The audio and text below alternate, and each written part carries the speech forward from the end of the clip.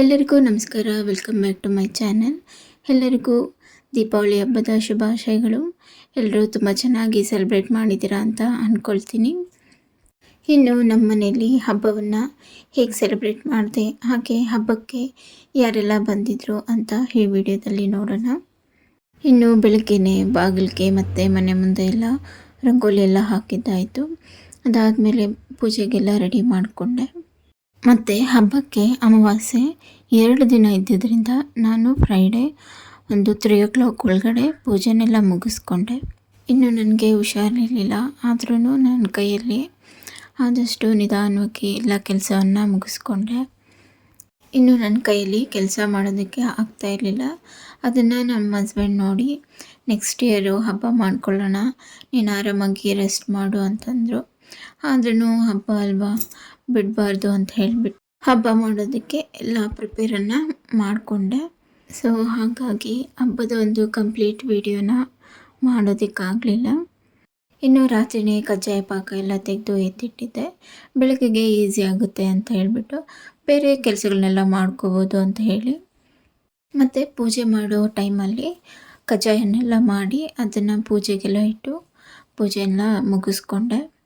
ಇಲ್ಲಿ ನೋಡಿ, ಪಾಪ ನಮ್ಮ ಚಾರ್ಲಿ ಅಂತೂ ಪಟಾಕಿ ಸೌಂಡ್ಗೆ ತುಂಬಾ ಭಯಪಟ್ಟಿದ್ದು, ಗಡಗಡ ಅಂತ ನಡುಗ್ತಾ ಇತ್ತು.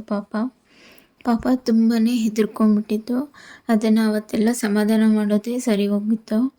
ಮತ್ತು ನಮ್ಮ ಹಸ್ಬೆಂಡ್ ಹಬ್ಬಕ್ಕೆ ಅಂತ ಪಟಾಕಿನ ಒಂದು 15 ಡೇಸ್ ಮುಂಚೆನೇ ತಂದಿಟ್ಟಿದ್ರು.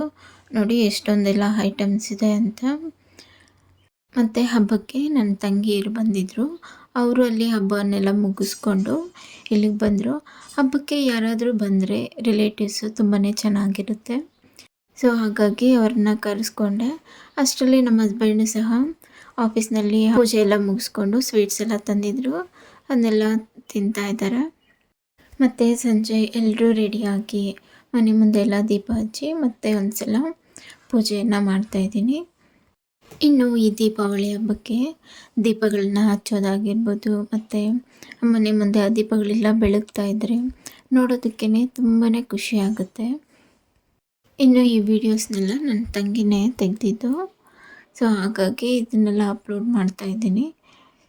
ಮತ್ತು ಇನ್ನು ಯಾರು ನನ್ನ ಚಾನಲನ್ನು ಸಬ್ಸ್ಕ್ರೈಬ್ ಮಾಡದೆ ವಿಡಿಯೋ ನೋಡ್ತಾ ಇದ್ದೀರೋ ಪ್ಲೀಸ್ ಸಬ್ಸ್ಕ್ರೈಬ್ ಮಾಡ್ಕೊಳ್ಳಿ.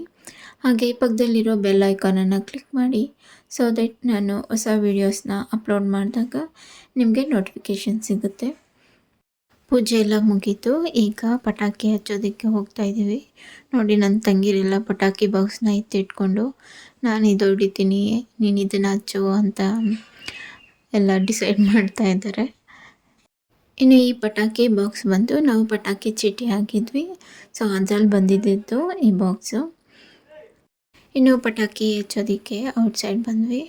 ಪಕ್ಕದ ಮನೆಯವರೆಲ್ಲ ಪಟಾಕಿನ ಹಚ್ತಾಯಿದ್ರು. ಸೊ ಅವ್ರ ಜೊತೆಗೆ ನಾವು ಸಹ ಜಾಯ್ನ್ ಆದ್ವಿ.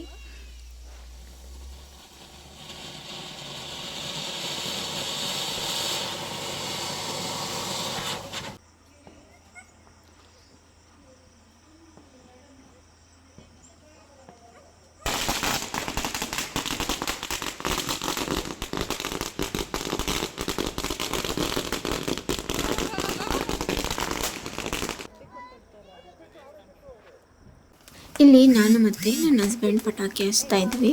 ಈ ಪಟಾಕಿ ಹೆಸರು ಬಂದು ನವಿಲು ಪಟಾಕಿ ಅಂತೆ. ಇದನ್ನು ಹಚ್ಚಿದಾಗ 3 ಕಡೆ ಫೈರ್ ಆಗುತ್ತೆ. ಹೇಗೆ ನವಿಲು ಗರಿ ಬಿಚ್ಚುತ್ತಲ್ವ ಆ ರೀತಿ ಇದು ತುಂಬಾ ಚೆನ್ನಾಗಿತ್ತು. ಇದನ್ನು ನಾವು ಹಚ್ಚಿದಾಗ 2 ಕಡೆ ಮಾತ್ರ ಬಂತು, ಇನ್ನೊಂದು ಕಡೆ ಬರಲಿಲ್ಲ. 3 ಕಡೆಯೂ ಬಂದಿದ್ದಿದ್ರೆ ನೋಡೋದಕ್ಕೆ ತುಂಬಾ ಚೆನ್ನಾಗಿರ್ತಾಯಿತ್ತು. ಇದು ಫಸ್ಟ್ ಟೈಮ್ ಹಚ್ಚಿದ್ರಿಂದ ನಮ್ಗೆ ಅಷ್ಟೊಂದು ಐಡಿಯಾ ಇರಲಿಲ್ಲ. ಸೊ ಕೆಲವೊಂದು ಪಟಾಕಿ ಮಾತ್ರ ನಮ್ಮ ಮನೆ ಮುಂದೆ ಹಚ್ಚಿದ್ವಿ. ಈಗ ಅತ್ತೆ ಮನೆಗೆ ಹೋಗ್ತಾ ಇದ್ದೀವಿ. ಈ ಒಂದು ಪಟಾಕಿ ಸೌಂಡ್ಗೆ ಪಾಪ ಚಾರ್ಲಿ ಇನ್ನೂ ತುಂಬಾ ಭಯ ಪಡ್ತಾಯಿತ್ತು.